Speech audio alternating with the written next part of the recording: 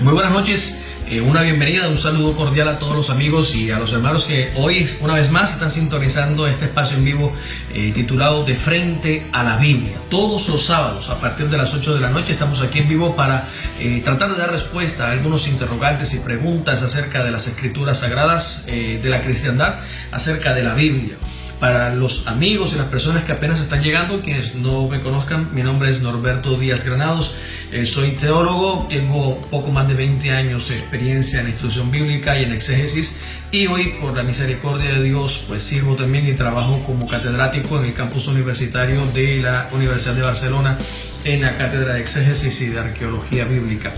Queremos en esta noche dar un saludo muy especial, de manera muy específica, a un grupo de amigos que nos están sintonizando desde Nueva Jersey, en los Estados Unidos, y desde la ciudad de Nueva York también. Un saludo muy especial. Me reservo los nombres porque me pidieron no decir sus nombres, pero sí quiero darles un saludo muy especial. De igual manera a todos los amigos en la ciudad de Bogotá, a los amigos en la ciudad de Sincelejo en Colombia, en Cúcuta, en Barranquilla y en República Dominicana. Bueno, creo que no se me quedó ninguno por fuera. Perdón, alguien de Ecuador también me escribió, me dijo que siempre estaba atenta recibiendo el programa, que siempre estaba atenta a las respuestas.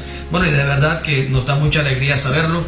Y para eso es esto, para que cada uno de ustedes pueda interactuar con nosotros, para que puedas hacer tus preguntas.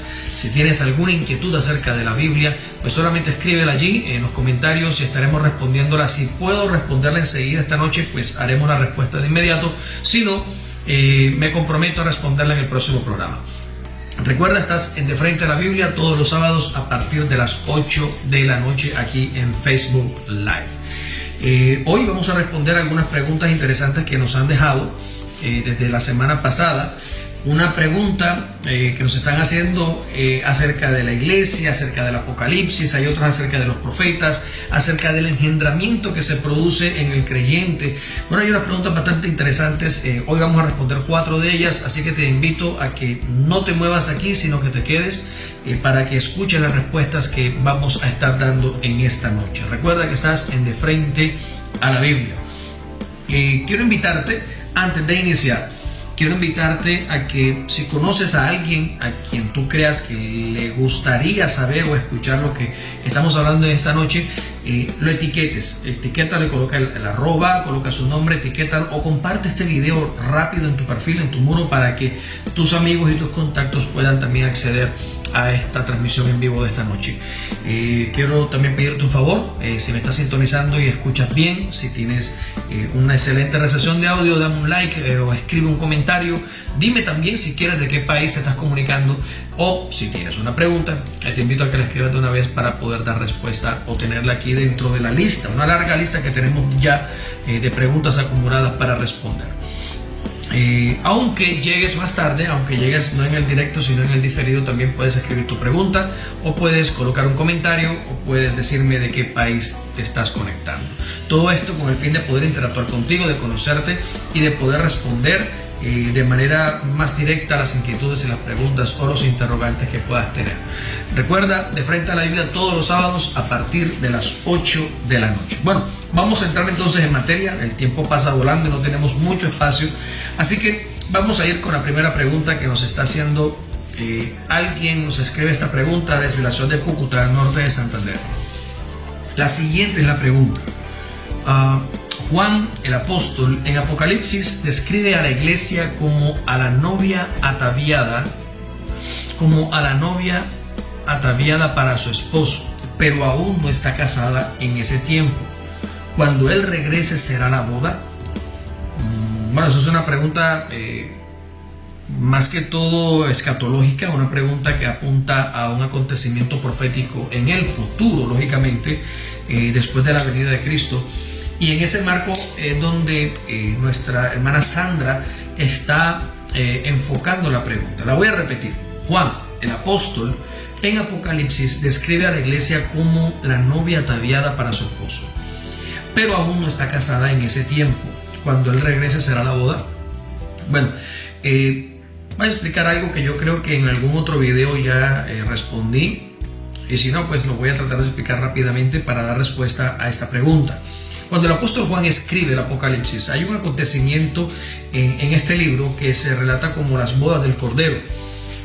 Y lógicamente en la época, en el tiempo en el que el apóstol Juan termina de escribir este libro, alrededor del año 93 de nuestra era, lógicamente las bodas del Cordero, el acontecimiento literalmente que está relatado en Apocalipsis no ha sucedido, porque eso es algo que se espera al futuro. De hecho, hasta el sol de hoy ese evento puntual no ha sucedido.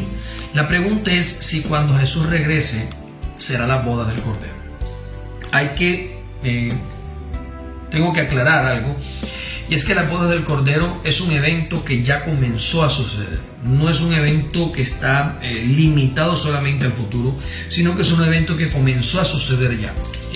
Yo creo que en el segundo episodio de Frente a la Biblia, si usted lo puede buscarlo en el canal de YouTube, de Frente a la Biblia, en el canal de YouTube. Yo te voy a dejar el link aquí abajito en los comentarios para que puedas ingresar. Creo que en el segundo video, en el segundo episodio de Frente a la Biblia, respondí una pregunta similar acerca de las bodas y acerca del casamiento del Cordero. Entonces te invito a que lo mires, míralo, o aquí mismo en Facebook puedes revisarlo. Si echas hacia abajo un poquito el time de las historias, ahí lo vas a encontrar. Creo que es el segundo episodio, responde esta pregunta. ¿Qué sucede? Que cuando Jesús vino, las bodas comenzaron a celebrarse. Les recuerdo que el autor del Evangelio de Juan está describiendo el acontecimiento, el hecho donde Juan el Bautista manda a preguntar si Jesús es el Cristo. Él, pues lógicamente, le da la señal para que él entienda que sí lo es. Y cuando los discípulos comienzan a preguntarle a Juan acerca de Jesús, que está predicando y tiene mucho más discípulos que él, pues resulta que Juan, el profeta, les dice que el gozo de él se ha cumplido porque el amigo se goza de la voz del novio, del esposo, y su gozo está cumplido porque el esposo está con la esposa. La venida de Cristo tiene, entre tantos propósitos y tantos cumplimientos proféticos mesiánicos, uno de esos cumplimientos es el de la profecía que aparece en Jeremías capítulo 23 y Jeremías capítulo 33, en donde dice que habrá voz de desposado y voz de desposada cuando venga el Señor.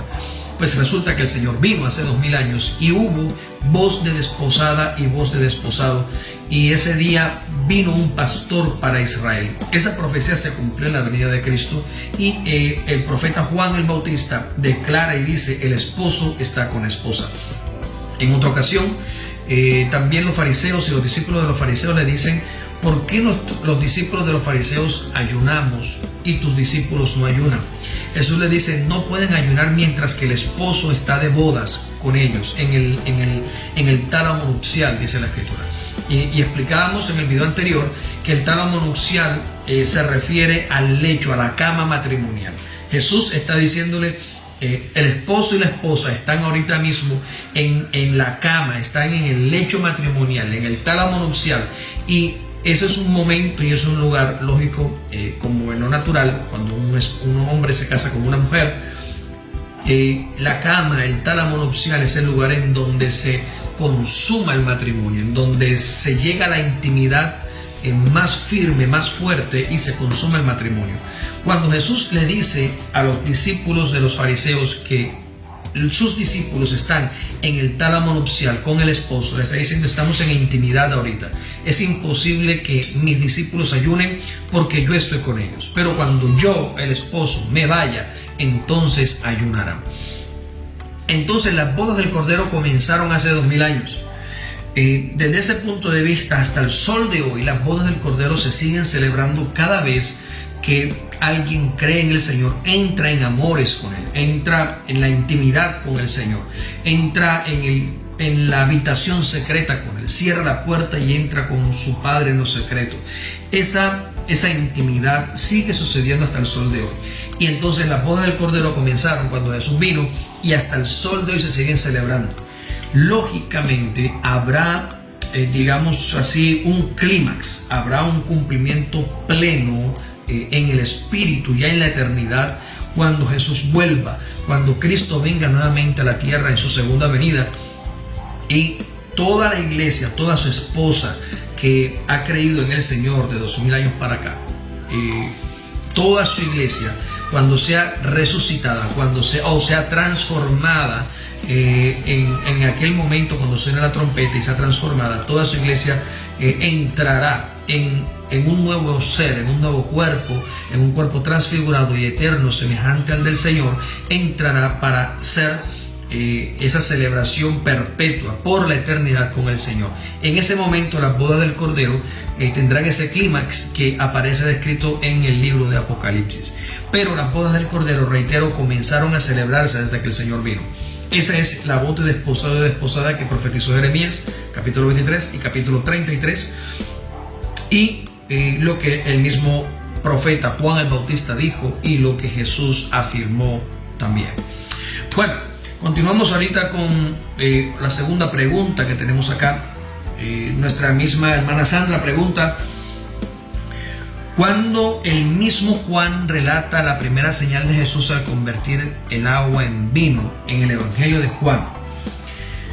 Ese es el momento ese es Juan capítulo 2, si no estoy mal, el capítulo 2 del Evangelio de Juan relata el momento en el que Jesús es invitado a un matrimonio, a la boda de Caná, y entonces allí él convierte el agua en vino.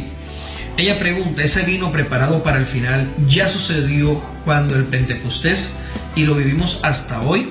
¿O está dispuesto para el final cuando Él venga y sea la gran boda y lo disfrutemos los dos pueblos siendo uno como su iglesia, su esposo? Bueno, volvemos nuevamente al mismo campo escatológico, a lo tocante a la venida de Cristo. Lo que tengo que responder, hermana Sandra, primero, gracias por ambas preguntas, son dos preguntas muy interesantes. Lo primero que tengo que responder a esta segunda pregunta es que el mismo apóstol dice a qué se refería el Señor cuando habló de, cuando el maestresala dice: has dejado el mejor vino para el final. El mismo apóstol Juan dice que esto dio a entender el Señor, o este milagro lo hizo el Señor para dar a entender el espíritu que recibirían los que creyeran en Él. Entonces, este milagro del gran vino o del buen vino reservado para el final es solamente una forma de Jesús mostrarle a sus discípulos cómo sería el regocijo y la fiesta cuando viniera el Espíritu Santo a la iglesia, o al mundo, a la tierra, cuando viniera en el día de Pentecostés. Lo cual quiere decir que cuando el Pentecostés sucedió, después de la resurrección de Cristo, el buen vino o el vino reservado para el final fue derramado sobre la iglesia. Y ese vino lo seguimos recibiendo hoy. Cada vez que un creyente viene al Señor, cada vez que una persona se convierte a Cristo, nace de nuevo, es bautizada en el nombre del Señor y recibe el don del Espíritu Santo, pues se le está dando a beber de ese vino. Este es el vino reservado para el final, el Espíritu Santo de Dios, el cual ya cada uno de nosotros recibió. Pensar que se refiere a cuando Él venga por segunda vez y lo celebremos todos en las bodas, pues la Biblia no habla nada al respecto, solamente dice lo que acabo de responder. El buen vino que está relatado allí en el milagro que Jesús hace en la boda de Caná se refiere específicamente al Espíritu Santo que habían de recibir todos aquellos que creyeran en Él. Entonces, si tú has creído en el Señor y has recibido el Espíritu Santo, lógicamente ya has probado el buen vino que fue reservado para el final. Ese es el buen vino que has probado, que has bebido, que es su Espíritu Santo, que es su misma guía, su presencia, que es ese consolador, ese amigo, ese paráclitos que siempre está a tu lado, que siempre está contigo y que siempre te guiará a toda verdad. Ese es el buen vino que está reservado, que el Padre reservó para el tiempo del fin. Pero recuerda que ese tiempo final comenzó hace 2000 años. Y estamos llegando ahorita en el tiempo, en el cronos, estamos llegando al final de ese tiempo, de ese lapso que Dios entrega al pueblo gentil para que vengan al arrepentimiento y lleguen a los pies de Cristo y sean salvados de la ira que viene sobre esta tierra. Entonces, estamos recibiendo desde que vino el Espíritu Santo hasta hoy el vino reservado para el final, y lo seguiremos recibiendo hasta que el Señor venga. En su venida, pues estaremos con Él. Ya no habrá necesidad de más nada porque seremos uno con Él, dice la Escritura. Bueno, A todos los amigos que nos están sintonizando, les recuerdo, estás en De Frente a la Biblia. Este es un espacio que tenemos especial de 30 minutos para responder, para contestar preguntas variadas de todo tipo acerca de la Escritura, acerca de la Biblia. Si tú tienes alguna pregunta, alguna duda, alguna inquietud, no importa cuál sea el tema, escatología, profecía, historia, poesía, reyes, reinos, revelaciones, si tienes algún tema, alguna pregunta, algo que quieras indagar, pues me encantaría que la compartieras con nosotros en esta noche, que escribas tu comentario, que dejes tu impresión. Inclusive si de pronto estás en contra de lo que estoy respondiendo, me encantaría también que dijeras: hermano Roberto, eso no es así, usted está loco, está errado o se equivocó. Escríbelo, porque realmente queremos que todos participen, queremos que todos aporten. Como dice la Escritura, que todos nos edifiquemos mutuamente. Y si tienes algo distinto que opinar o que decir, si tienes las maneras cómo sustentar lo que estás diciendo, pues te invito a que lo escribas. O si simplemente piensas diferente y no te parece, escríbelo también. De igual manera, si estás en vivo y puedes recibir esta enseñanza en directo, pues, o si no estás en vivo y vienes en el diferido, también escribe. Realmente me gustaría conocerte, saber de qué país nos estás hablando y poder participar con todos, para todos ser bendecidos. De Frente a la Biblia todos los sábados a partir de las 8 de la noche en Facebook Live. Una transmisión en directo para que todos podamos participar y ser bendecidos. Bueno, continuamos con la tercera pregunta. Voy a verificar acá algo. Listo, la tercera pregunta dice: el engendramiento que describe el apóstol Juan en el Evangelio de Juan, capítulo 1, versos 12 al 13, en el Espíritu, es así como fue engendrado Jesús en el vientre de María. Nosotros somos engendrados por Dios para llegar a ser hijos de Dios. Bueno, voy a tratar de analizar esta pregunta porque creo que en alguna parte me perdí. El engendramiento que describe el apóstol Juan en Juan 1, 12 al 13, en el Espíritu, es así como fue engendrado Jesús en el vientre de María. Nosotros somos engendrados por Dios para llegar a ser hijos de Dios. Bueno, yo creo que aquí hay la pregunta creo que está mal escrita, mal redactada, pero voy a tratar de responder lo que comprendo. Voy a explicar lo que yo comprendo de la pregunta. Bueno, en el Evangelio de Juan, capítulo 1, versículos 12 al 13, creo que la Escritura dice que a los suyos vino y los suyos no lo recibieron. Pero a todo aquel que cree en Él, Dios les dio el poder o la potestad de llegar a ser hijos de Dios. Los que no son engendrados según carnes, ni sangres, ni voluntad de varón, sino por voluntad de Dios. Creo que eso es lo que dice Evangelio de Juan, capítulo 1, versos 12 al 13. Sí, si omití alguna palabra, perdónenme, estoy recordando solamente el verso, pero realmente estos versículos se refieren a que todo aquel que cree en Jesús, Dios les da el poder de llegar a ser hijos de Dios, y que ese engendramiento, el convertirnos en hijos de Dios, sucede solamente por voluntad de Dios, no sucede por herencia. Es decir, si mi papá cree en Dios o si mi papá es hijo de Dios, entonces yo, como soy su hijo, también soy hijo de Dios. No es por herencia, no es por sangres, no es por linajes, no es porque un hombre quiera. Esto solamente pasa porque Dios quiere. Y si Dios quiere, entonces, ejemplo, si yo creo en Jesús y Dios quiere, Él me da a mí el poder para llegar a ser hijo de Dios. Entonces, Sandra nos está preguntando si este engendramiento que sucede por voluntad de Dios, lo que entiendo es que si este engendramiento que sucede por la voluntad de Dios es la misma manera en la que Jesús fue engendrado en el vientre de María, y si así sucede con nosotros para llegar a ser, ella utiliza la palabra huíos de Dios. Huíos es una palabra griega que se traduce al castellano como hijos de Dios. Huíos en griego significa hijos de Dios. Hay algunos detalles de la palabra huíos que no voy a responder ahora, no voy a explicarlos porque me alargaría demasiado en esta respuesta. Solamente ahorita nos interesa saber que huíos es una palabra griega que se traduce al castellano como hijos de Dios o hijo, perdón. Huíos es hijo, es lo que traduce esta palabra en griego. Bueno, con base a lo que acabo de analizar de esta pregunta, hermana Sandra, te voy a responder. La respuesta es no, de ninguna manera. Cuando nosotros venimos a la fe en Cristo Jesús, cuando creemos en Jesús, el engendramiento que sucede no es de sangre, dice la Escritura. No es por sangre, no es por voluntad de hombre, no es por voluntad de varón, sino que es solamente por voluntad de Dios. ¿Qué quiere decir esto? Que en mí no comienza a circular la sangre de Dios, la genética de Dios no comienza a ser parte de mi genética. Yo sigo siendo quien soy, sigo teniendo mi sangre, sigo teniendo mi genética, sigo teniendo, digamos, los defectos, sigo teniendo los problemas genéticos y sigo teniendo también los atributos genéticos que heredé, lógicamente, de mis ancestros, de mis bisabuelos, tatarabuelos, padres, y pues lógicamente solamente tengo la marca genética de ellos.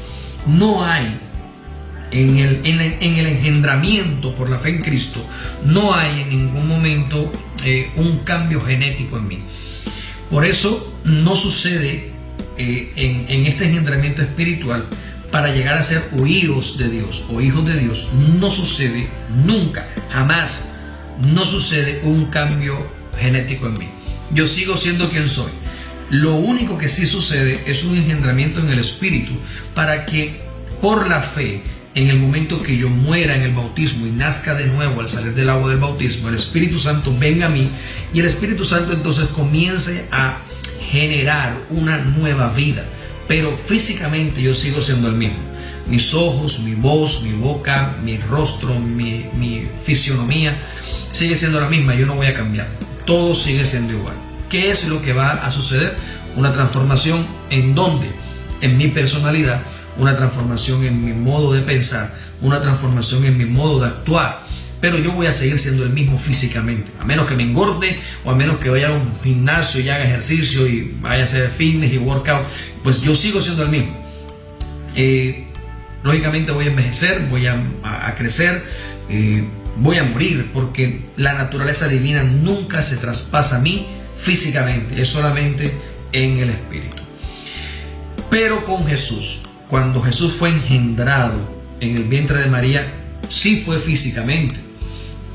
La Escritura dice en la carta a los Hebreos, en el capítulo 10, versículo 5, si no estoy mal, en el capítulo 10, versículo 5, el apóstol Apolos, que es el que escribe esta carta, está citando al Salmo, creo que es el Salmo 46, lo cita y dice: sacrificio y ofrenda no quisiste, pero me preparaste un cuerpo. Y está citando al salmista, refiriéndose al cuerpo del Mesías. El salmista está anunciando proféticamente, y Apolos está ratificando en Hebreos capítulo 10 versículo 5, que el cuerpo del Mesías fue un cuerpo físico, el cual fue preparado especialmente para el Mesías. Entonces, cuando el Espíritu Santo vino a María, es decir, cuando vino sobre ella el Espíritu Santo engendró físicamente, no en el Espíritu, físicamente colocó en María el cigoto ya fecundado para que se formara el cuerpo que había sido preparado genéticamente en el cielo para que albergara la gloria de Dios en toda su plenitud. Ese cuerpo es el cuerpo del Mesías. Es un cuerpo especialmente formado, creado y diseñado para cargar, resistir la carga del pecado de toda la humanidad, para resistir el clavo y la cruz, para resistir la tortura y el martirio, para resistir la prueba y la tribulación, y para poder continuar vivo aun cuando hubiera perdido toda su sangre. Él seguía vivo. Por eso en la Escritura dice, en Juan capítulo 10, dice la Escritura que Él es el buen pastor que da su vida por las ovejas. Y también Jesús anota más adelante y dice: ninguno me quita la vida, sino que yo mismo la pongo y yo mismo la vuelvo a tomar. Entonces este cuerpo físico fue preparado por Dios para que albergara el alma del Mesías. y para que pudiera resistir toda la prueba para la que fue enviado. Físicamente, el Hijo de Dios fue engendrado en María y María lo parió físicamente, no fue un espíritu, fue un hombre, un bebé el que nació, y este bebé creció, se hizo hombre y luego fue bautizado por Juan en el Jordán, y posteriormente comienza su ministerio, el cual termina en la cruz del Calvario hace 2000 años. Él murió, y dice Romanos, en la carta a los Romanos, el apóstol Pablo dice que Dios derramó su sangre en la cruz del Calvario y compró a su iglesia con la sangre de Dios, dice la Escritura. Entonces, la sangre que corría por las venas de Jesús era la sangre de Dios, no era la sangre de María, no era la sangre de José. No había sangre humana en Jesús. La sangre de él, dice la Escritura en Romanos, era la sangre de Dios. Es decir, no hubo jamás un vínculo físico,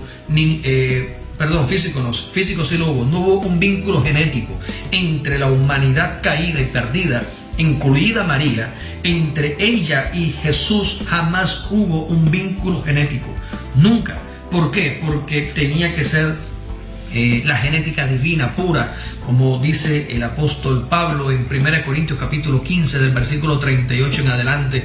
Dice la Escritura que hay dos tipos de cuerpo: un cuerpo animal, que es de la tierra, y hay un cuerpo espiritual, que es del cielo. Y dice la Escritura que el primer Adán, que es el Adán que relata la Biblia en Génesis capítulo 2, el primer Adán era de la tierra, pero el postrer Adán es celestial, es del cielo. Es decir, el cuerpo del primero fue hecho de la tierra, pero el cuerpo del postrero, que es Jesús de Nazaret, fue hecho en el cielo, es celestial. Entonces, el engendramiento que sucedió en María, cuando el Espíritu Santo coloca a Jesús dentro, no tiene nada que ver con el engendramiento que sucede por el Espíritu en nuestras vidas cuando creemos en Jesús. Esto es, mi sangre sigue siendo la misma, mi cuerpo sigue siendo el mismo, yo no doy a luz un nuevo bebé, eso no pasa, eso solamente sucede en el Espíritu. Y es por esa fe y por esa gracia del Señor en la que, a medida que avanzamos en la fe y crecemos en la obediencia al Señor, entonces comenzamos a crecer en Él, y comienza a gestarse y a crecer una nueva criatura en mí. Como dice el apóstol Pablo, ya no vivo yo, mas Cristo vive en mí.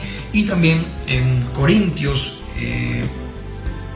dice la Escritura, las cosas viejas pasaron, y aquí todas son hechas nuevas. De modo que si alguno está en Cristo, nueva criatura es, las cosas viejas pasaron y aquí son hechas nuevas, dice la Escritura. Bueno, continuamos con la última pregunta de esta noche. Ya llevamos 22 minutos en el programa, ya se nos está acabando el tiempo, y vamos con la cuarta pregunta. Bueno, y todas las preguntas vienen desde Cúcuta, qué bendición. La cuarta pregunta nos las hace nuestra hermana Silvana Ortega. La cuarta pregunta de esta noche es: ¿cómo hace un profeta para no dejar que el espíritu de la mentira llegue a su vida? Sí, creo que esa es. ¿Cómo hace un profeta para no dejar que el espíritu de la mentira llegue a su vida? Pregunta que nos hace nuestra hermana Silvana en el contexto de la respuesta que dimos a nuestro hermano Nico la semana pasada. Nuestro hermano Nico en el episodio anterior nos preguntó acerca del falso profeta. ¿Quién es el falso profeta y la bestia del Apocalipsis? Pues le di la respuesta a Nico, y a raíz de la respuesta que le di, nuestra hermana Silvana escribe: ¿cómo hace un profeta para no dejar que el espíritu de la mentira llegue a su vida? Bueno, esta es una pregunta interesante y la voy a responder lo más rápido y lo más sencillo posible. ¿Cómo hace un profeta para no dejar que el espíritu de la mentira llegue a su vida? De pronto usted se va a sorprender, pero la respuesta es que no puede evitarlo. Voy a repetirlo otra vez. Ningún profeta puede evitar que el espíritu de la mentira llegue a su vida. Y de pronto muchos se van para atrás ahorita y dicen: ¿cómo así? Pues sí, es la verdad, hay que ser francos, hay que ser realistas. Y el hecho de que una persona sea profeta, y voy a cerrar el cuadro, profetas en la iglesia de Cristo.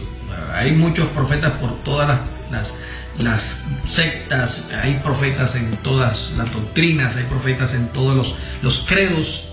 En las culturas antiguas hay profetas, pero voy a cerrar el cuadro para que no digan que le estoy echando agua sucia a nadie.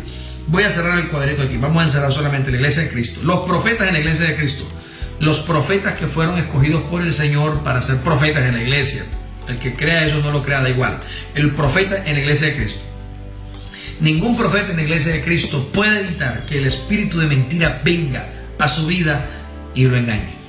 Ninguno, nadie, ningún profeta está exento de fallar. Ningún profeta está exento de decir algo equivocado. Ningún profeta, por muy ungido que sea, tiene la capacidad de garantizar que es infalible, porque todos los hombres somos falibles. Así que, reitero, ningún profeta puede evitar que el espíritu de mentira llegue a su vida.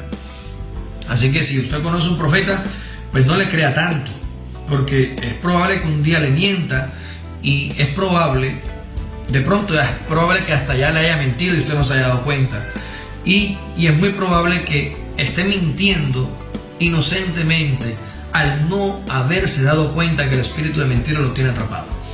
Entonces, esto es tan común hoy en la iglesia y es tan frecuente en la iglesia, aún en los profetas más consagrados, aún en los profetas que más se humillan y más buscan al Señor.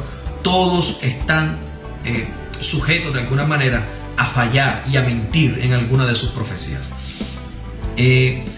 ¿Por qué? Bueno, hay muchos motivos, hay muchas razones en las que ahorita de pronto no puedo ahondar mucho, pero sí les voy a decir que esa es la razón por la cual el apóstol Pablo a la iglesia le dice: cuando haya profeta entre vosotros, voy a tomar un poco de café porque se me está secando la garganta.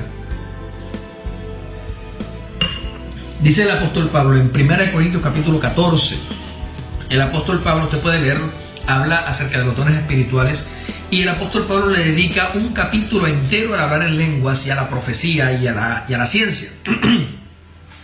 Entonces el apóstol Pablo aquí en 1 Corintios capítulo 14 dice a la iglesia: cuando haya profeta entre vosotros, profeticen 2 o 3.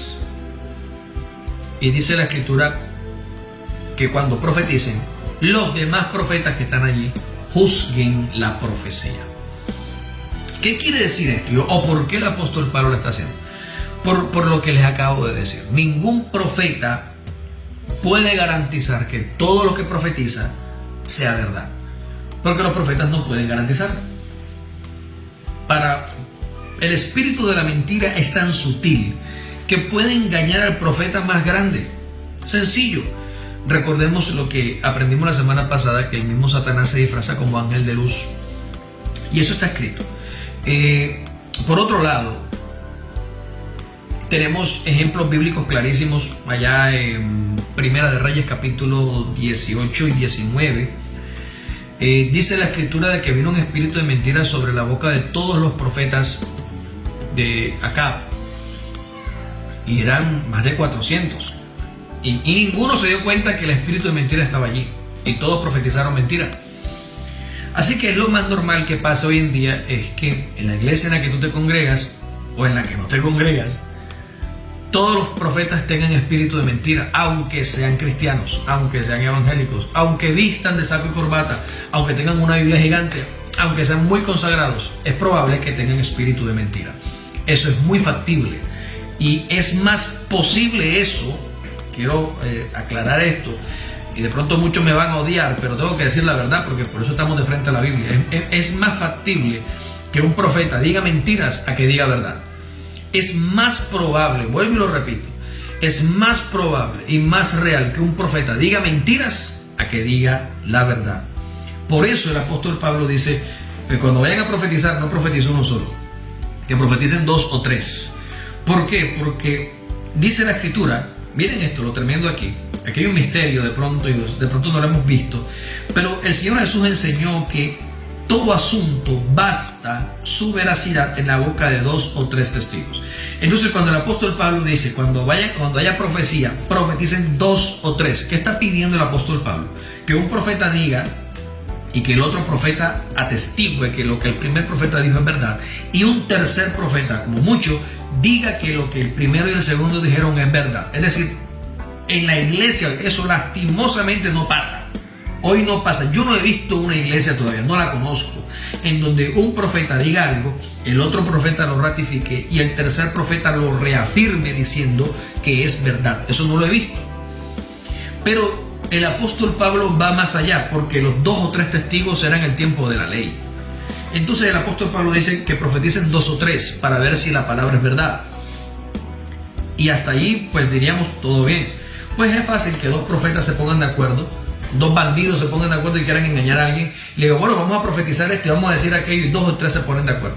Hasta allí sería fácil engañar todavía. Pero luego el apóstol Pablo añade y dice, y los demás, es decir, los otros profetas que están en la iglesia, que no profetizaron, juzguen si las palabras que dijeron estos 3 son verdad. Como digo, lastimosamente,